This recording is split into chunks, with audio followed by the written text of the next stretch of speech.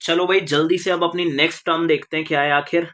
और वो टर्म आ रही है आप लोगों के सामने, वो है आउटस्टैंडिंग। आउटस्टैंडिंग का मीनिंग जानेंगे। मेरे लिए मीनिंग बताना आप लोगों के लिए देखो ऐसा है कि मैं ये चाहता हूं तुम्हारे माइंड में वर्ड आए तो वहीं से मीनिंग कनेक्ट हुआ हो। ऐसा ना हो तुम लोगों के माइंड में आउटस्टैंडिंग का मीनिंग आज तक कुछ हो रहा है और जो मैं मीनिंग बता रहा हूं वो कुछ हो रहा है। तो मेरे को एक कनेक्शन बिल्ड करनी है। समझ पा रहे हो? कनेक्शन बिल्ड करनी है मेरे को एक। तो देखो भाई, टीवी के अंदर जो होता है ना, टीवी में ना कुछ रियलिटी शोज चलते हैं। रियलिटी शोज वही जहाँ पे मतलब कहने को रियलिटी होती है। चलो, तो वहां पे ना जजेस होते हैं। अब जजेस जिनकी बहुत बढ़िया परफॉर्मेंस लगती है जजेस को, तो जज वहां पे खड़े होके बोलते हैं आउटस्टैंडिंग है भाई। आउटस्टैंडिंग का मीनिंग होता है आउट ऑफ लिमिट, लिमिट से बाहर। कुछ अलग ही कर दिया आपने। बस वहीं से कनेक्शन है भाई, लिमिट से बाहर। मेरे को अपने लेबर्स को ना सैलरी देनी थी 1 अप्रैल को, और फॉर एग्जाम्पल आज हो गई है 20 अप्रैल। तो जो जिस डेट पे हमें कुछ करना होता है ना, देना होता है, पे करना होता है, उसे हम ड्यू डेट के नाम से जानते हैं। मेरे को पे करना था, मैंने पे नहीं करा, 20 तारीख हो गई आज, लिमिट से पार हो चुकी है अब बात। उसे ही आउटस्टैंडिंग कहते हैं। तो अब ये सैलरी नहीं है, ये आउटस्टैंडिंग सैलरी बन चुकी है। तो इसे मैं 4 वर्ड में बताना चाहूं तो वो 4 वर्ड ये हैं: due, but, not paid. Due but not paid. Outstanding का मीनिंग क्या होता है? ड्यू, डेट तो आ गई, बट नॉट पेड, पर आपने अभी तक दिया नहीं है उसे। उसे हम लोग कहते हैं आउटस्टैंडिंग। अब जो जहां खड़ा है ना वो बंदा, वो आउट हुआ हुआ है वहां से। ठीक है, तो लिमिट क्रॉस हुई हुई है। अब तुम लोग मेरे को जल्दी से डिसाइड करके बता दो, आउटस्टैंडिंग को लायबिलिटी की कैटेगरी में भेजूं या फिर एसेट्स की कैटेगरी में भेजूं। मेरे को पे करना था, मेरी जिम्मेदारी है, मेरे को देना था, मैंने दिया नहीं है, तो वो बन जाएगा मेरा लायबिलिटी। भाई मेरा एसेट कैसे हुआ? सैलरी के लिए जो पैसे रख गए मैंने, जो मुझे देना है, वो 30,000 है। इन 30,000 पे क्या लगता है? मेरा अधिकार है? मेरा अधिकार नहीं है, इसलिए ये मेरा एसेट नहीं है। ये मेरी क्या है? ये मेरी लायबिलिटी है, क्योंकि मेरे को देना है। इसे कहते हैं आउटस्टैंडिंग। इसी के साथ साथ एक टर्म के साथ मैं आपको और रूबरू कराना चाहूंगा, और वो है एक्रूड। एक्रूड, एक्रूड बहुत अच्छी टर्म है। नेम सुन के ऐसा लग रहा है ना मैं रूड टाइप समथिंग। बढ़िया टर्म है। एक्रूड का मीनिंग क्या है? एक बार प्लीज मेरे एम्प्लॉयज के हिसाब से सोच के चलो। यार उन्होंने 1 अप्रैल को जो सैलरी मिलती है उन्हें, वो उन्होंने कमा ली, पर यार उन्हें रिसीव नहीं हुई, उन्हें मिली नहीं। कब तक नहीं मिली?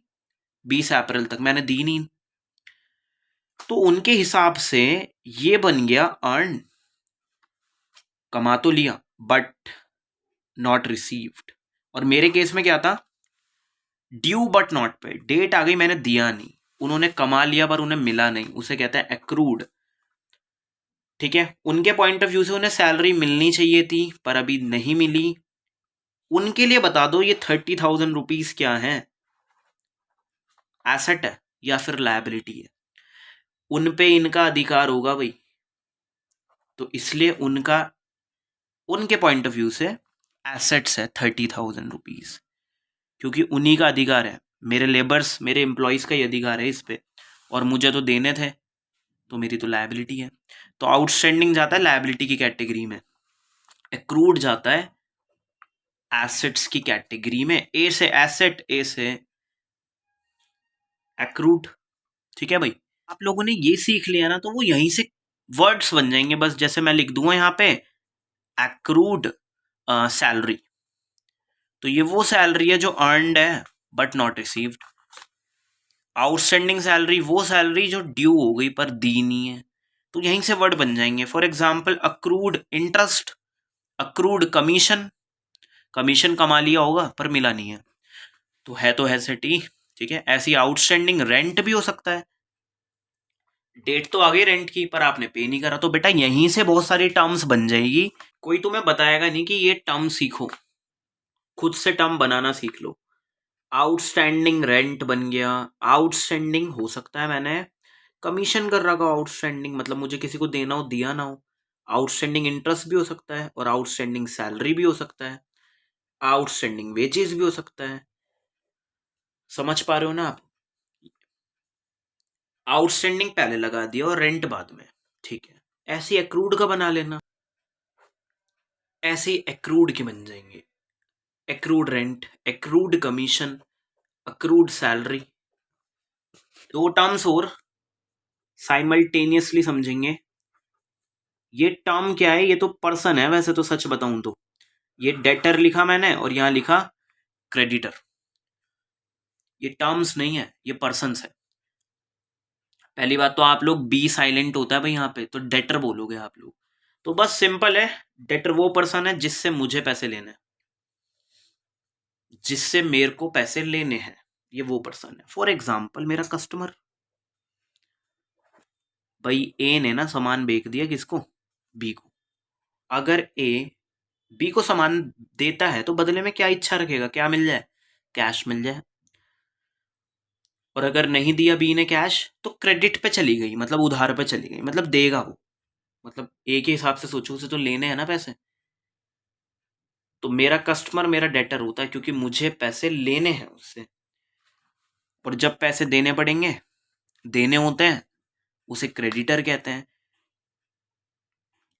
फॉर एग्जाम्पल ए ने सामान तो बेच दिया बी को, पर ए भी ना किसी से खरीद के लाया था, फॉर एग्जाम्पल डी से खरीद के लाया था और कहा था यार दे दूंगा, मैं तेरे को पैसे दे दूंगा बाद में, बाद में देना है।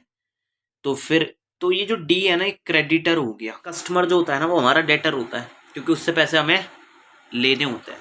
पर हो सकता है ये जो ए है ना, ये भी किसी से उधार करके आया हो। फॉर एग्जाम्पल सी से इसने सामान तो मंगा लिया, कह रहा मेरे को आगे बेचना है। जैसे बी जैसे कस्टमर जो होंगे उनको उन्हें बेचना है। सी से सामान तो ले लिया इसने, पर सी को अभी पैसे नहीं दिए, तो इन फ्यूचर देने हैं।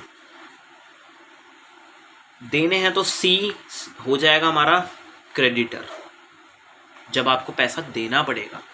इसमें से एक तो जाएगा लायबिलिटी और एक जाएगा एसेट। बताओ कौन सा, कहाँ पर लिखूं? ये डेटर है, मेरे को इससे पैसे लेने हैं। जितने भी पैसे लेने होंगे उस पे मेरा अधिकार होगा, उन पैसों पे। अगर मैंने सामान बेच दिया यार 5,000 रुपये का बी को, तो ये पैसे तो यार मेरे हैं ना, मैंने सामान भी तो दिया है बदले में। तो ये 5,000 रुपये पर मेरा अधिकार है।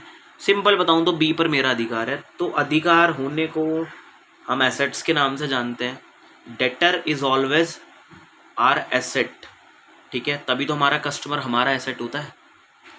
पर क्रेडिटर ना, तुम्हें पैसे देने पड़ेंगे, तुम्हारी लायबिलिटी है, तुम्हारी जिम्मेदारी है, रिस्पॉन्सिबिलिटी है। तो ये इस तरह से है हमारी टर्म्स।